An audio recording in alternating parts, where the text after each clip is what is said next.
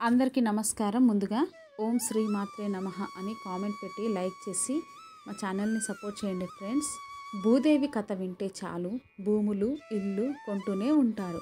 మనల్ని భరించేది భూదేవి, పంచభూతాత్మకమైనది భూదేవి. ఆమె రుణాన్ని ఎన్ని జన్మలెత్తినా తీర్చుకోలేము. కానీ జీవితంలో ఒక్కసారైనా భూదేవి కథని వింటే చాలు భూదేవి అనుగ్రహం ఎన్ని జన్మలైనా ఉంటుందని పండితులు చెబుతున్నారు. భూదేవి కథ భక్తి శ్రద్ధలతో వినాలి. భూదేవి కథను వినకపోతే మనం మరణించిన తర్వాత స్వర్గానికి వెళ్ళినా నరకానికి వెళ్ళినా అక్కడ నిలబడడానికి కాస్త చోటు కూడా ఉండదు. అందుకోసమైన భూదేవి కథ ఒక్కసారైనా సరే వినాలని పండితులు చెబుతున్నారు. మరి ఆ కథ ఏమిటో ఇప్పుడు తెలుసుకుందాం. పూర్వం ఒక ముసలి అవ్వ తన నలుగురు కొడుకులు కొడళ్లతో నివసిస్తూ ఉండేది. ఆమెకి దాన గుణం ఎక్కువ. అలా దానాలు చేసి చేసి చివరికి తను చాలా పేదరాలు అయ్యింది. అయినప్పటికీ తన ఇంటి ముందు ఎవరు వచ్చినా ఏమీ లేదని చెప్పి పంపించేది కాదు. తనకు ఉన్న దానిలోనే ఎంతో కొంత దానం చేసేది. ఇది పెద్ద కోడలికి తప్ప మిగిలిన కోడళ్లకు నచ్చేది కాదు. అవ్వ పెద్ద కోడలికి అత్తగారు అంటే చాలా ఇష్టం. పెద్ద కోడలు కూడా అవ్వ ఏం దానం చేసినా ఒక్క మాట కూడా అనేది కాదు. చాలా మంచిది. ఇక అవ్వ విషయానికి వస్తే అవ్వ కూడా చాలా మంచిది. అందరు కోడళ్లను సమానంగా చూసేది. అయితే అవ్వ చేసే దాన ధర్మాల గురించి పుణ్యకార్యాల గురించి నారదుడు ధర్మరాజుకు చెప్పాడు. నారదుడు ధర్మరాజుతో ఇలా అంటాడు: భూలోకంలో ఒక అవ్వ తన స్తోమతకు మించిన దాన ధర్మాలు చేస్తుంది. దాని కారణంగా ఆమెకి దుస్థితి రాబోతుంది అని పుల్లవేశాడు నారదుడు. ఆ మాటలు విన్న ధర్మరాజు, ఏంటి నాకన్నా దాన ధర్మాలు చేసిన ఆ అవ్వ ఎవరు, ఆమె ఎవరో తెలుసుకోవాలి, ఆమె ఏ విషయంలో తనకంటే గొప్పదో తెలుసుకోవాలని ధర్మరాజు స్వయంగా భూలోకానికి వస్తాడు. ధర్మరాజు సామాన్య మానవ రూపంలో ఒక పేదవాడిగా ఆ గ్రామంలో తిరగడం ప్రారంభించాడు. ప్రతి ఇంటి ముందుకు వెళ్ళి తన దగ్గర బట్టలు లేవి, కొన్ని బట్టలు దానం చేయండి అని అడిగాడు. కానీ ఎవరు కూడా తనకు సహాయం చేయలేదు. అలా అందరి ఇళ్లకు వెళ్ళి అడుగుతూ చివరికి అవ్వ ఇంటికి చేరాడు. కానీ పేదవాడి రూపంలో ఉన్న ధర్మరాజు అవ్వ ఇంటికి చేరేసరికి చాలా చీకటి పడింది. అవ్వ, తన కొడుకు కోడళ్ళు అందరూ కూడా నిద్రపోతున్నారు. ఆ పేదవాడు అవ్వ ఇంటి ముందు నిలబడి ఇలా అంటాడు: అమ్మా, బయటకు రండి, చాలా చల్లగా ఉంది. బయట కప్పుకోవడానికి వస్త్రం ఏదైనా ఉంటే దానం చేయండి అంటాడు. ఆ మాటలు విన్న అవ్వ కోడలిని పిలిచి, బయట ఎవరో పిలుస్తున్నట్లున్నారు, ఒకసారి బయట ఎవరైనా ఉన్నారేమో చూసి రండి అంటుంది. దానికి చిన్న కోడలు ఇలా అంటుంది: ఇంత అర్ధరాత్రి వేళ ఎవరైనా వస్తారా? మీకంటే ఎలాగో నిద్ర రాదు కాబట్టి మీరే స్వయంగా వెళ్ళి చూసిరండి, ఎందుకని మా నిద్ర చెడగొడతారు అంది. ఆ మాటలు విన్న అవ్వ లేచి వెళ్ళిపోయింది. ఇంతలో పెద్ద కోడలు వచ్చి, అత్తయ్య, నేను వెళ్ళి చూస్తా అంటుంది. పెద్ద కోడలు బయటికి వెళ్ళి చూస్తుంది. అక్కడ పేదవాడి రూపంలో ఉన్న ధర్మరాజుని ఇలా అడుగుతుంది: ఎవరండి మీరు? ఇంత రాత్రి వేళ ఇక్కడ ఏం చేస్తున్నారు? మీకు ఏ సహాయం కావాలి అని అడుగుతుంది. దానికి ఆ పేదవాడు, అమ్మ, నాకు చాలా చలిగా ఉంది, దుప్పటి ఏదైనా ఉంటే దానం చేసి పుణ్యం కట్టుకో తల్లి అంటాడు. అప్పుడు పెద్ద కోడలు, ఒక్క నిమిషం ఇక్కడే ఉండండి అని చెప్పి తన అత్తగారి దగ్గరికి వెళ్ళి అతను చెప్పిన విషయం చెబుతుంది. దానికి అవ్వ పెద్ద కోడలతో ఇలా అంటుంది: సరే, అయితే తనకు మీ మామగారి కప్పుకున్న కంబాలనిచ్చి మీ గారికి నాతో పాటు మనం ఎలాగో కిటికీలు తలుపులు వేసి పడుకుంటున్నాం కాబట్టి అంతగా చలి వేయదు అంటుంది. ఆ మాటలు విన్న పెద్ద కోడలు, సరే అత్తయ్య అని చెప్పి పేదవాడికి తన మామయ్య కప్పుకున్న కంబాలని ఇస్తుంది. పెద్ద కోడలు ఇంట్లోకి వెళ్ళిపోతుంది. అందరూ నిద్రపోయారు. పేదవాడి రూపంలో ఉన్న ధర్మరాజు ఆ కంబల్ని తీసుకొని అక్కడి నుంచి కొంచెం దూరం వచ్చి అసలు రూపంలోకి మారి దేవుడి దగ్గరికి వెళ్ళి నారదుడు చెప్పింది నిజమే అని ఒప్పుకుంటాడు. భూలోకంలో ఆ అవ్వ చాలా పుణ్యం చేసింది. తన దగ్గర ఉన్న పాత కొత్త వస్తువులను దానం చేస్తుంది, చాలా పుణ్యం సంపాదించుకుంటుందని అంటాడు ధర్మరాజు. ధర్మరాజు ఆ అవ్వ నిజంగానే సింహాసనాన్ని పొందుతుందేమో. అయితే యమధర్మరాజా, నువ్వు ఒక పని చేయి, అవ్వను ఈ లోకానికి తీసుకొని రా అని చెప్పాడు. భూలోకానికి యమభటులను పంపించి అవ్వను తీసుకురమ్మని చెబుతాడు యమధర్మరాజు. అవ్వ యమలోకానికి చేరుకుంటుంది. కానీ ఆమె నిలబడడానికి కొంచెం భూమి కూడా లేదు. చుట్టూ నీళ్ళే ఉన్నాయి. అది చూసిన అవ్వ, నేను భూలోకంలో చాలా దాన ధర్మాలు పుణ్యకార్యాలు చేశాను, అయినా నేను నరకాలకి వచ్చాను, అయినా నాకు బాధ లేదు. కానీ యమధర్మరాజా, ఏమిటి ఇక్కడ నాకు నిలబడడానికి కొంచెం కూడా చోటు లేదు అని అడుగుతుంది. అప్పుడు ధర్మరాజు వచ్చి ఇలా చెప్పాడు. అవ్వ, మీరు చాలా పుణ్యకార్యాలు అయితే చేశారు, కానీ నువ్వు భూదేవి కథను వినలేదు. అందుకే నీకు ఇక్కడ నిలబడడానికి భూమి దొరకడం లేదు. ఇక్కడనే కాదు, నువ్వు స్వర్గానికి వెళ్ళినా అక్కడ కూడా నీకు నిలబడడానికి భూమి దొరకదు అని ధర్మరాజు అవ్వతో చెబుతాడు. ధర్మరాజా, యమధర్మరాజా వీరిద్దరు పుణ్యాత్ములు కదా, అయితే నాకు సహాయం చేయండు. నేను నా కాళ్ళ కింద భూమి లేకపోతే నేను ఎలా నిలబడతానో నాపై జాలి చూపించండి అంటుంది. అవ్వ మాటలకు ఆమె చేసిన దాన ధర్మాలను గుర్తు తెచ్చుకున్న యమధర్మరాజు ఇలా అంటాడు. మీరు పడకండి, మీకు నేను 7 రోజులు గడువిస్తున్నాను. మీరు భూమి మీదకు వెళ్ళిన తర్వాత 6 రోజులు భూదేవి కథను వినాలి. 7వ రోజు తిరిగి ఇక్కడికి రావాలి అని చెప్పి అవ్వను భూమిపైకి పంపిస్తాడు. చివరికి ఒక షరతు పెడతాడు. భూమిపైకి వెళ్ళిన తర్వాత క్రమం తప్పకుండా 6 రోజులు భూదేవి కథను ఒక బ్రాహ్మణుడి ద్వారా వినాలి. అలా అయితే నీకు ఇక్కడ నిలబడడానికి భూమి లభిస్తుంది అని చెప్తాడు. అక్కడ భూలోకంలో అవ్వ చనిపోయిందనుకొని ఆమెకి దహన సంస్కారాలు చేయడం ప్రారంభించారు. ఆ లోపే అవ్వ లేచి తన కొడుకులతో నన్ను ఎక్కడికి తీసుకువెళ్తున్నారు, నేను ఇంకా చనిపోలేదు అంటుంది. ఆ మాటలు విని నలుగురు కోడళ్ళు ఆశ్చర్యపోతారు. ఆ తర్వాత అవ్వకు క్షమాపణ చెప్పి ఇంటికి తీసుకొని వెళ్తారు. చనిపోయినా తిరిగి రావడం చూసిన నలుగురు కోడళ్ళకి మతిపోతుంది. పెద్ద కోడలు చాలా సంతోషిస్తుంది.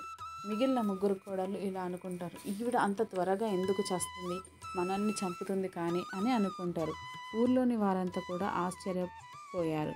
వీరి కుటుంబాన్ని చూసి హేళన చేస్తారు. ఆ తర్వాత అవ్వ తన 4 కోడళ్లను పిలిచి, నేను ఇంకా 7 రోజులు మాత్రమే ఈ భూమి మీద ఉంటాను. నిజానికి నిన్న రాత్రి నేను చనిపోయాను అని చెప్పి యమలోకంలో జరిగినదంతా కూడా చెప్పి తన భూమి మీదకు రావడానికి గల కారణం కూడా చెబుతుంది. ఆ మాటలు విన్న కోడళ్ళు పెద్ద కోడళ్ళు తప్ప ఈవిడకి ఏమైనా పిచ్చి పట్టిందా, ఏదో పీడకల వచ్చినట్టు ఉంది, దానికి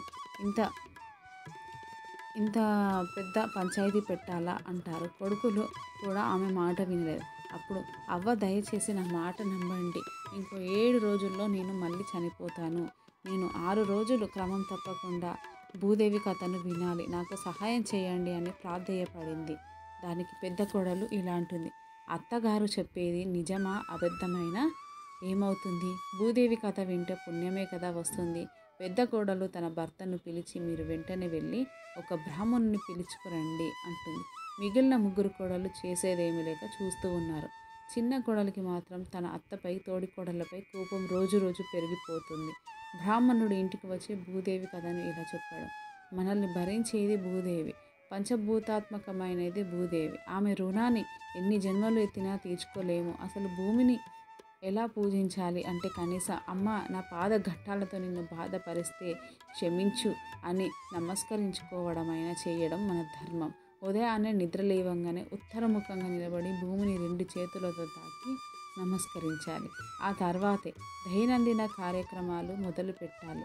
ఒకానొక కాలంలో భూమి పాప బాధల వల్ల అధికంగా క్షీణించింది.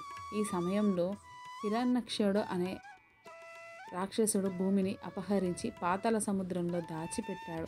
అతను భూమిపై రాజ్యం చేయాలనే ఆశతో భూదేవిని వడిసిపట్టి సముద్రంలో ముంచివేశాడు.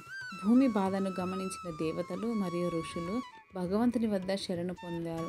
వారి ప్రార్థనలకు స్పందనగా విష్ణువు వరహ అవతారం స్వీకరించాడు. వరహ అవతారాన్ని ధరించి సముద్రంలోకి దిగి హిరణ్యాక్షునితో ఘోరమైన యుద్ధం చేశాడు. యుద్ధం చాలా కాలం పాటు కొనసాగింది. హిరణ్యాక్షుడు మహాశక్తివంతుడైనప్పటికీ భగవంతుని ముందు నిలవలేకపోయాడు. చివరకు విష్ణువు తాను తిరగలేని చక్రాయుధంతో హిరణ్యక్షుణ్ణి సంహరించాడు.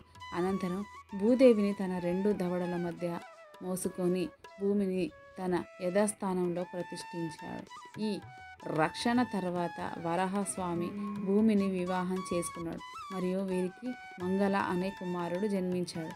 హిరణ్యక్ష ప్రభావం కారణంగా భూదేవికి అసురుడు నరకాసురుడు కూడా జన్మించాడు. నరకాసురుని వధించడంలో సహాయం చేయడానికి భూమి కృష్ణుడి భార్య సత్యభామగా జన్మించింది. భూదేవి లక్ష్మీదేవి యొక్క అవతారంగా కూడా భావిస్తారు. క్షీరసాగర మథనంలో మహాలక్ష్మి మరియు భూదేవి 2 భిన్న స్వరూపాలుగా ప్రారంభమయ్యాయని పురాణాలు చెబుతున్నాయి. వైష్ణవ సాంప్రదాయాల్లో కూడా భూమిని లక్ష్మీదేవితో పాటు విష్ణువు యొక్క ద్వితీయ భార్యగా కూడా చెప్తారు అని బ్రాహ్మణుడు చెప్పాడు. అలాగే క్రమం తప్పకుండా అవ్వ ఇంటిలో 6 రోజులు కథను చదివారు. ఇక 7వ రోజు ఉదయాన్నే అవ్వ నీటితో నింపిన చెంబును దారమును 5 రూపాయలు తీసుకొని కొడుకు కోడల్ని పిలిచింది. మీరందరూ కలిసి నాతో రావి చెట్టు వద్దకు రండి, అక్కడ భూదేవి కథను చివరగా విందాం అంటుంది. ఈరోజు నేను మీ అందరినీ విడిచి వెళ్ళిపోతాను, రేపు తెల్లవారేసరికి ఈ లోకాన్ని వదిలేస్తున్నాను అని చెబుతుంది. ఆ మాటలు విని కొడుకులు కోడళ్ళు ఏమీ మాట్లాడటం నిస్సహాయంగా చూస్తూ ఉంటారు. బ్రాహ్మణుడు అవ్వ తన 4 కొడుకు కోడళ్ళ రావి చెట్టు వద్ద భూదేవి కథ వింటారు. కథ పూర్తయిన తర్వాత అవ్వ లేచి తనతో తెచ్చుకున్న నీటిని రావి చెట్టు మొదట్లో పోసి కోడళ్లకు దారం ఇచ్చి చెట్టుకు కట్టమని చెప్పింది. అమ్మ భూదేవి, నేను చేసిన ఈ వ్రతాన్ని స్వీకరించు, నేను చేసిన పాపాలను క్షమించు, నాకు నిలబడడానికి భూమి ఇవ్వు అని భూదేవికి మొక్కుతుంది. అందరూ కలిసి ఇంటికి వెళ్తారు. అవ్వ తన కోడలితో ఇలా అంటుంది, ఈరోజు నా చివరి రోజు, నాకు ఇష్టమైన వంటలు చేసి పెట్టండి, నేను ఆనందంగా ఇక్కడ నుండి వెళ్ళిపోతాను అంటుంది. దానికి చిన్న కోడలు ఇలా అంటుంది, ఏమైందని మీకు ఇష్టమైన వంటలు చేయాలి, అన్ని దానాలు పూజలు వ్రతాలు చేసి మమ్మల్ని కటిక పేదవారిని చేశావు, మీరేదో నిజంగానే చనిపోతారని మేము ఉన్నాము, మీకెన్ని సేవలు చేస్తున్నాము అంటుంది. ఇక పెద్ద కోడలు, ఇక చాలు ఆపు, నువ్వు ఏమీ మాకు సహాయం చేయనవసరం లేదు, అత్తయ్య మీకు నేను చేసి పెడతాను, మీకు ఇష్టమైన వంటలు నన్ను ఎవరు ఆపుతారో చూస్తాను అంటుంది. ఇక పెద్ద కోడలు ఒక పదార్థం తెచ్చి వంట చేయడం ప్రారంభిస్తుంది. అందరిని పిలిచి భోజనం చేయమంటుంది. కానీ చిన్న కోడలు తినదు. అప్పుడు అవ్వ, రేపు పొద్దున్నే నేను వెళ్ళిపోతాను, ఈ ఒక్కరోజు నాతో కలిసి భోజనం చేయాలి తల్లి అని చిన్న కోడల్ని పిలుస్తుంది. ఇష్టం లేకపోయినా అందరితో కలిసి భోజనం చేస్తుంది. కోడలు అవ్వ తన చివరి రోజులు ఆనందంగా గడుపుతుంది. ఇక ఆ రోజు రాత్రి యమదూతలు వచ్చి ఆమెను యమధర్మరాజు వద్దకు తీసుకొని వెళ్తారు. ఈసారి యమధర్మరాజు ధర్మరాజును చూసి అవ్వని ఇలా అంటారు, స్వామి, మీరు చెప్పినట్లు నేను భూదేవి మీదికి వెళ్ళి భూదేవి కథను విన్నాను. కానీ స్వామి, నేను ఎన్నో దాన ధర్మాలు చేశాను, కానీ నా పిల్లలకి ఇప్పుడు ఇంటిలో వారు తినడానికి తిండి లేదు, ఎన్ని పుణ్యకార్యాలు చేసినందుకు నాకు ఏం మిగిలింది అని ఏడుస్తుంది. ధర్మరాజు అవ్వతో, నువ్వు చేసిన వ్రతం మామూలు వ్రతం కాదు, భూదేవి వ్రతం, నీకు నీ కుటుంబ సభ్యులకు భూదేవి అనుగ్రహిస్తుంది. చివరి రోజు నువ్వు నీ కుటుంబం సభ్యులతో కలిసి భూదేవి కథ విన్నావు, నీ పుణ్యఫలం వారికి కూడా దక్కుతుంది చూడు అంటూ భూమి వైపు చూపించి తన ఇంటిలో ధనధాన్యాలు చూపిస్తాడు. అవి చూసి అమ్మ చాలా సంతోషిస్తుంది. ఇక ఆ మరుసటి రోజున పెద్ద కోడలు గదిలో నుంచి శబ్దం రావడంతో చిన్న కోడలు ఏంటా అని వెళ్ళి చూస్తుంది.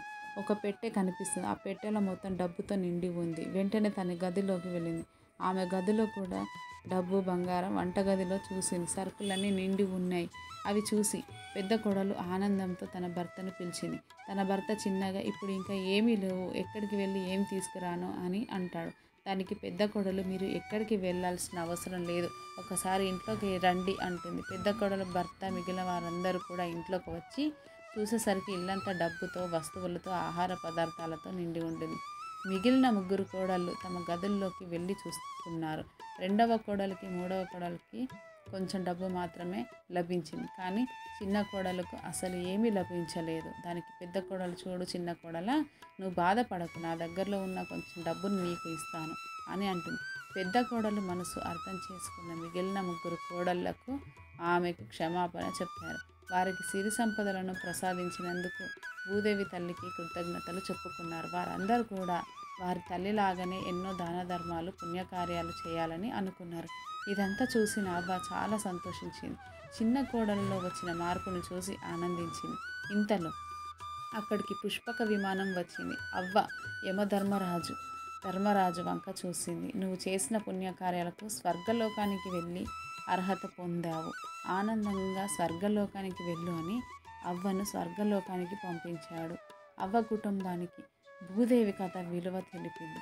కాబట్టి మీరు ఎన్ని దాన ధర్మాలు పుణ్యకార్యాలు చేసినా ఖచ్చితంగా భూదేవి కథను వినాలి. భూదేవి కథ భక్తి శ్రద్ధలతో విన్నవారికి భూదేవి అనుగ్రహం కలుగుతుంది. ఇల్లు భూములు కొంటూనే ఉంటారు. మీకు ఈ వీడియో నచ్చితే తప్పకుండా లైక్ చేసి షేర్ చేయండి. మరిన్ని మంచి వీడియోస్ కోసం మా ఛానల్ని సబ్స్క్రైబ్ చేయండి. ధన్యవాదాలు.